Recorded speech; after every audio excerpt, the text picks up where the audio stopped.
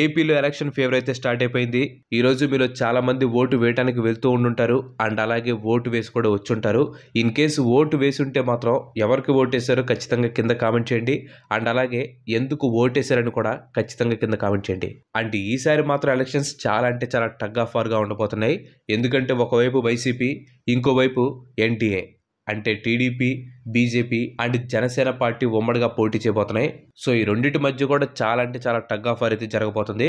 So మీరు ఇప్పుడు vote వేయబోతున్నారు కాబట్టి ఓటు వేసేటప్పుడు ఎలాంటి జాగ్రత్తలు తీసుకోవాలి, అలాగే మీరు లైన్లో ఉన్నప్పుడు ఇన్ కేస్ పోలింగ్ టైం కనుక అయిపోతే మీరేం చేయాలి, దాంతోపాటుగా నోటాకి ఎక్కువ ఓట్స్ వస్తే ఏం జరుగుతుందనేది ఈ రోజు వీడియోలో మనం తెలుసుకుందాం.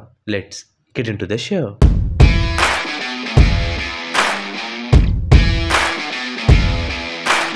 మనందరూ తెలిసిందే 2014 ముందు ఆంధ్రప్రదేశ్ అండ్ తెలంగాణ స్టేట్స్ కలిసి ఉన్నప్పుడు మొత్తం 294 సీట్స్ ఉండేవి. కానీ 2014లో ఏపీ తెలంగాణ విడిపోయినప్పుడు తెలంగాణకి 119 సీట్లు వెళ్తే ఆంధ్రప్రదేశ్కి 175 సీట్లు వచ్చాయి. సో అప్పటి నుంచి ఆంధ్రప్రదేశ్లో 175 సీట్స్కి ఎలక్షన్స్ జరుగుతూ వచ్చాయి. సో ఇప్పుడు మనం 2014 నుంచి 2019 ఎలక్షన్స్లో ఓటు వేసిన వాళ్ళు ఎంతమంది ఉన్నారు అండ్ వాళ్ళ పర్సంటేజ్ ఎంతో ఒకసారి చూద్దాం. 2014లో జరిగిన ఎలక్షన్స్లో మొత్తం 3,67,16,839 ఓటర్లు ఉంటే అందులో 2,89,51,390 మంది మాత్రమే ఓటు వేయడం జరిగింది.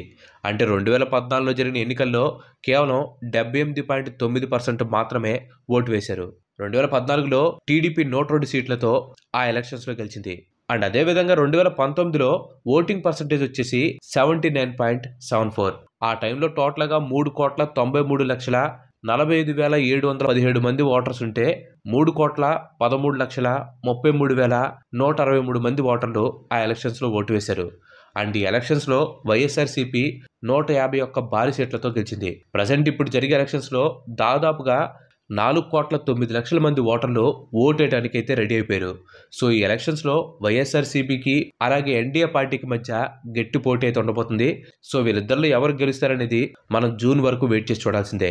అండ్ ప్రతి 5 సంవత్సరాలు జరిగే ఎలక్షన్స్కి 100% ఓటింగ్ ఎందుకు రాదనేది ఇప్పుడు ఒకసారి చూద్దాం. ఎలక్షన్ కమిషన్ ఎలక్షన్స్లో 100% ఓటింగ్ అనేది ఫుల్ఫిల్ చేయడం కోసం చాలా అంటే చాలా క్యాంపెయిన్స్ ట్రై చేశారు. కానీ 100% ఓట్లు పోల్ అవడం అనేది అటు థియరిటికల్ గాను ఇటు ప్రాక్టికల్ గాను అస్సలు పాసిబుల్ కాదు. ఎందుకు అనుకుంటున్నారా? ఎందుకంటే ఓటర్ లిస్ట్ లో చాలా అంటే చాలా డూప్లికేట్ ఎంట్రీస్ కూడా ఉంటాయి. అండ్ కొన్నిసార్లు అయితే చనిపోయిన వాళ్ళ పేర్లు కూడా ఆ ఓటర్ లిస్ట్ లో ఉంటాయి. అండ్ ఇవే కాకుండా ఒక పర్సన్ కి 2 చోట్ల ఓట్లు ఉండటం అండ్ అలాగే ఎలక్షన్స్ జరిగే టైంలో మేబీ ఆ ఓటు వేసే పర్సన్ కి ఆరోగ్యం బాగాక హాస్పిటల్లో జాయిన్ అవటం, ఇలా అనేక రకాల కారణాల చేత కొన్ని ఓట్లు అయితే పడకుండా ఉంటాయి. అండ్ వీటితో పాటు కొంతమంది ఎంప్లాయీస్, మీరు అనుకోవచ్చు హాస్పిటల్ సరే లేదా డూప్లికేట్ ఓటు సరే, కానీ ఎంప్లాయీస్ వల్ల ఓటు పర్సెంట్ తగ్గటం ఏంటని చెప్పి మీరు చాలా మంది అనుకోవచ్చు. ఫర్ ఎగ్జాంపుల్ ఇప్పుడు మ్యాక్సిమం వర్క్ చేసే ఎంప్లాయీస్ అందరూ హైదరాబాద్లోనో లేదా చెన్నైలోనో లేదా బెంగళూరులోనో జాబ్ చేస్తూ ఉంటారు. సో వాళ్ళలో చాలా మంది ఏమని చెప్పి ఆలోచిస్తారు, ఓటు వేయడం కోసం అంత దూరం వెళ్ళటం అవసరమా అని చెప్పి అనుకునే వాళ్ళే చాలా మంది ఉంటారు. ఇంకొంతమంది అయితే వర్క్ చేసే ప్లేస్ నుంచి పోలింగ్ బూత్ దగ్గర రావడానికి ఎలాంటి ట్రాన్స్పోర్టేషన్ దొరకపోవడంతో వెళ్ళి ఓటేయటమే మానేస్తారు. అండ్ అలాగే చాలా మంది వాళ్ళు వర్క్ చేసే కంపెనీస్ లో హాలిడేస్ ఇవ్వలేదని చెప్పేసి ఇంకొంతమంది అయితే ఓటింగ్ రోజు హాలిడే ఇస్తున్నారు కానీ వెళ్ళి రావడానికి ఒక 2-3 రోజులైనా టైం పడుతుంది. సో లీవ్స్ పెడితే దానికి తగ్గ శాలరీని కట్ చేస్తారు కాబట్టి ఎవరో సాహసం చేసి లీవ్స్ పెట్టరు. అండ్ ఇంకొంతమంది ఉంటారు, మనం వేసినంత మాత్రాన ఏమైనా ఓట్లు చేంజ్ అవుతాయా, పెద్ద డిఫరెన్స్ ఏ ఉండవులే అని చెప్పేసి ఓటు వేయకుండా ఆగిపోతారు. కానీ ఇక్కడ దరిద్రం ఏంటంటే ఓటు వేయడానికి ఇంత బద్దకిచ్చే వీళ్ళు ప్రతిసారి గవర్నమెంట్ పైన విమర్శలు చేస్తూనే ఉంటారు. ఈ గవర్నమెంట్ ఇది చేయలేదు, ఈ గవర్నమెంట్ ఇది చేయలేదు, ఆ గవర్నమెంట్ ఉంటే అది చేసి ఉండేది, ఆ గవర్నమెంట్ ఉంటే ఇది చేసేది, అది ఇది అని చెప్పేసి ఇష్టం వచ్చినట్టు సోషల్ మీడియాలో కామెంట్లు చేస్తూ ఉంటారు. కానీ వాస్తవంలో మాత్రం వీళ్ళకి వచ్చి ఓటేయడానికి ఒళ్ళు బతకం. అంత మార్పు కావాలనుకున్న వాళ్ళు ఒక 2 రోజులు సెలవు పెట్టి వచ్చి ఓటేలేరా? ఓటే చెప్తున్నాను, ఓటు వేయనోడికి పాలిటిక్స్ గురించి మాట్లాడే హక్కు అయితే లేదు. కావాలంటే నువ్వు ఓటేసి ఎంతమందినైనా సరే విమర్శించు, బట్ నువ్వు ఓటు వేయకుండా పార్టీని విమర్శించే అధికారం నీకైతే అసలు లేదు. అండ్ మీరు గమనించారు లేదో, ఓటింగ్ పర్సంటేజ్ అనేది అర్బన్ ఏరియాస్లో కంటే రూరల్ ఏరియాస్లోనే చాలా ఎక్కువగా ఉంటుంది. 2014లో జరిగిన ఎలక్షన్స్లో చూసుకుంటే అర్బన్ ఏరియాస్లో 66% ఓట్లు పోలైతే రూరల్ ఏరియాస్లో 83% పోల్ అయ్యాయి. మనం చూసుకుంటే అర్బన్ ఏరియాస్లోనే ఎడ్యుకేటెడ్ పీపుల్ ఎక్కువ మంది ఉంటారు, కానీ ఓటింగ్ పర్సంటేజ్ మాత్రం ఎందుకు రూరల్ ఏరియాస్లో ఎక్కువగా ఉంటుంది? ఎందుకంటే అర్బన్ ఏరియాస్లో నెగ్లిజెన్స్ అనేది చాలా అంటే చాలా ఎక్కువ.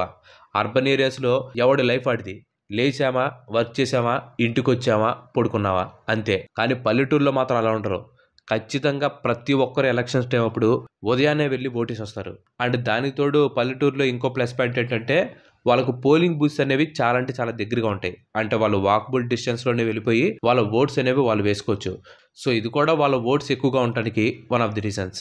అండ్ మనలో చాలా మందికి ఓటు వేసేటప్పుడు అసలు ఎలాంటి డాక్యుమెంట్స్ తీసుకొని వెళ్ళాలని చెప్పి ఒక డౌట్ అయితే ఉంటుంది. సో దాని గురించి అయితే ఇప్పుడు ఒకసారి కంప్లీట్గా తెలుసుకుందాం. సో ఆల్రెడీ మీలో 18+ ఇయర్స్ వాళ్ళు ఓటు రిజిస్ట్రేషన్ అయితే చేసుకుని ఉంటారు. సో ఆ రిజిస్ట్రేషన్ అయిన తర్వాత మీకు ఒక ఓటర్ ఐడి కార్డ్ అయితే ఇస్తారు. దీన్ని మీరు ఓటు వేయడానికి వెళ్ళేటప్పుడు ఖచ్చితంగా తీసుకుని వెళ్ళాలి. అండ్ దాంతో పాటుగా election commission of India polling టైంలో ఈ ఓటర్ ఐడి అనేది మ్యాండేటరీగా ఉండాలని చెప్పింది. ఒకవేళ ఓటర్ లిస్ట్లో మీ పేరుండి మీ దగ్గర ఓటర్ ఐడి లేదనుకోండి, ఇప్పుడు నేను చెప్పే డాక్యుమెంట్స్లో ఏదో ఒక దాన్ని మీరు ఓటు వేసేటప్పుడు తీసుకుని వెళ్ళొచ్చు. ఆ డాక్యుమెంట్స్ ఏంటంటే Aadhaar card, PAN card, driving licence, passport, photo ఉన్న బ్యాంక్ బుక్, ఇలాంటి ఏదో ఒక ప్రూఫ్స్ని మీరు ఓటేసేటప్పుడు చూపించడానికి తీసుకుని వెళ్ళొచ్చు. అండ్ పార్టీ ప్రచారం చేసే వాళ్ళు కూడా మీ నేమ్ అండ్ అదర్ డీటెయిల్స్తో ఒక అన్అఫీషియల్ స్లిప్ అయితే ఇస్తారు. దాన్ని కూడా మీరు మీతో పాటు తీసుకుని వెళ్ళాలి. అండ్ మీ దగ్గర ఓటర్ ఐడి ఒకటే ఉంటే సరిపోదు, ఓటర్ లిస్ట్లో మీ నేమ్ అనేది ఖచ్చితంగా ఉండాలి. ఎలక్షన్స్ జరిగేదానికంటే ముందే పోలింగ్ యొక్క డేట్ అండ్ టైంని election commission of India announce చేస్తుంది. ఇప్పుడు మన ఆంధ్రప్రదేశ్లో 13th అంటే ఈరోజు ఎలక్షన్స్ జరుగుతున్నాయి. అండ్ మీరు పోలింగ్ బూత్ దగ్గరికి వెళ్ళిన తర్వాత ఆ ప్రాసెస్ ఎలా ఉంటుందో మీలో చాలా మంది తెలిసే ఉంటుంది. ఎందుకంటే చాలా మంది ఆల్రెడీ ఓటు వేసిన వాళ్ళు ఉంటారు. ఫ్రెష్గా ఓటు వేసే వాళ్ళైతే ఈ పార్టీకి ఆల్రెడీ రీల్స్లో వాటిల్లో చూసేసే ఉంటారు.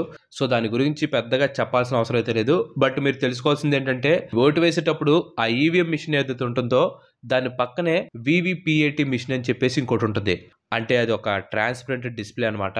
దాంట్లో మీ పేరు, సీరియల్ నెంబర్ అండ్ మీరు వేసిన క్యాండిడేట్స్ యొక్క ఎలక్షన్ సింబల్ ఒక 7 సెకండ్ల పాటు అలా కనిపించి ఆ స్లిప్ అనేది ఒక సీల్డ్ VVPAT బాక్స్ లో పడిపోతుంది అనమాట. అంటే మీరు దానికి ఓటేసారని చెప్పేసి డిక్లేర్ అవుతుంది. ఇన్ కేస్ మీరు ఈవీఎం మిషన్ లో ఒక సింబల్ నొక్కి ఈ VVPAT మిషన్ లో ఇంకొక సింబల్ కనిపిస్తుంది అనుకోండి, వెంటనే మీరు అధికారులకి కంప్లైంట్ చేయాలి. ముందే చెప్తున్నాను, మీరు పొరపాటు చేస్తే వాళ్ళని వెళ్ళి అడగకూడదు. ఇన్ కేస్ మీరు ఇక్కడ కరెక్ట్గా ప్రెస్ చేసి అక్కడ రాంగ్ పడితే వాళ్ళని వెళ్ళి అప్పుడు అడగండి. అండ్ మీరు కనుక గమనిస్తే ఆ ఈవీఎం మిషన్లో లాస్ట్లో నోటా అని చెప్పేసి ఒకటి ఉంటుంది. అంటే దాని అర్థం నన్ ఆఫ్ ది అబౌవ్ అని చెప్పి. సో దీని అర్థం ఏంటంటే మీకు పైన కనిపించిన క్యాండిడేట్స్ ఎవరైతే ఉన్నారో వాళ్ళు ఎవరు నచ్చకపోతే మీరు నోట్ అనే ఆప్షన్ని యూజ్ చేసుకోవచ్చు. సో మీలో చాలా మందికి ఆల్రెడీ డౌట్ వచ్చేసి ఉంటుంది, ఈ నోట్ అనే దానికి ఎక్కువ ఓట్స్ వస్తే ఏమవుతుందని చెప్పేసి. ఫర్ ఎగ్జాంపుల్ 1000 ఓట్స్లో 900 ఓట్లు నోటాకు వచ్చినాయి అనుకోండి, క్యాన్సిల్ చేసి మళ్ళీ పెడతారు. అండ్ ఆ ఎలక్షన్స్లో ఎక్కువ ఓట్లు ఎవరికైతే వస్తాయో వాళ్ళనే విన్నర్కి అనౌన్స్ చేస్తారు. ఇది నేను చెప్పేది కాదు, ఎలక్షన్ కమిషన్ ఆఫ్ ఇండియా చెప్తుంది. నోటాకు వచ్చిన మెజారిటీ కాకుండా ఎవరికైతే ఎక్కువ ఓట్స్ వస్తాయో వాళ్ళే విన్నర్. నోటాని యూజ్ చేసి క్యాండిడేట్స్ పై డిస్సాటిస్ఫాక్షన్ చూపించవచ్చు, కానీ ఎలక్షన్ రిజల్ట్లో మాత్రం ఎలాంటి చేంజ్ అనేది ఉండదు. బట్ ఈ నోటా యొక్క రూల్స్ అనేవి ఈ సంవత్సరం సుప్రీంకోర్టు అయితే చేంజ్ చేసింది. నోటాను కూడా ఒక ఫిక్షనల్ క్యాండిడేట్గా కన్సిడర్ చేసి నోటాకి మెజారిటీ వస్తే రీఎలక్షన్ పెట్టాలని చెప్పి ఆర్డర్స్ని పాస్ చేసింది. సో ఇన్ కేసు మీరు ఇప్పుడు నోటాకి ఎక్కువ గుద్దారనుకోండి, రీఎలక్షన్స్ వస్తాయి అనమాట. అండ్ దీంతో పాటు ఇంకో విషయం ఏంటంటే కొన్ని చోట్ల పోలింగ్ బూత్లో చాలా ఎక్కువ మంది ఉండటం, లేదంటే మిషన్స్ కాస్త స్లోగా ఉండటం, వీటి వల్ల ఏంటంటే మీరు ఓటు వేయకముందే పోలింగ్ టైం అనేది అయిపోతుంది. అలాంటి టైంలో ఏం చేస్తారు? ఏం లేదు, ఆ లైన్ అలాగే కంటిన్యూ చేయండి. ఎందుకంటే టైం అయిపోయినా కూడా ఖచ్చితంగా వాళ్ళ చేత ఓటు వేయించాలి. సో మీ ఓటు పూర్తయిన తర్వాతే పోలింగ్ బూత్ అనేది క్లోజ్ అవుతుంది. సో ఫైనల్గా చెప్పేది ఏంటంటే ఓటు అనేది మన రాజ్యాంగం ఇచ్చే హక్కు. ఖచ్చితంగా ప్రతి ఒక్కరు ఓటు వేద్దాం, మన డెమోక్రసీని కాపాడుకుందాం. ఇన్ కేసు మీరు ఎవరైనా ఓటు వేయకపోతే మాత్రం ఖచ్చితంగా వెళ్ళి మీ ఓటుని వేయండి. Thanks for watching. ఈ వీడియో కనుక మీకు నచ్చినట్లయితే లైక్ చేయండి, షేర్ చేయండి. అండ్ అలాగే మన నెక్స్ట్ ఎపిసోడ్ మిస్ కావాలనుకుంటే మన ఛానల్కి తప్పకుండా సబ్స్క్రైబ్ అవ్వండి. ఇంకో మంచి ఎపిసోడ్లో మళ్ళీ కలుద్దాం. Till then bye bye, have a nice day.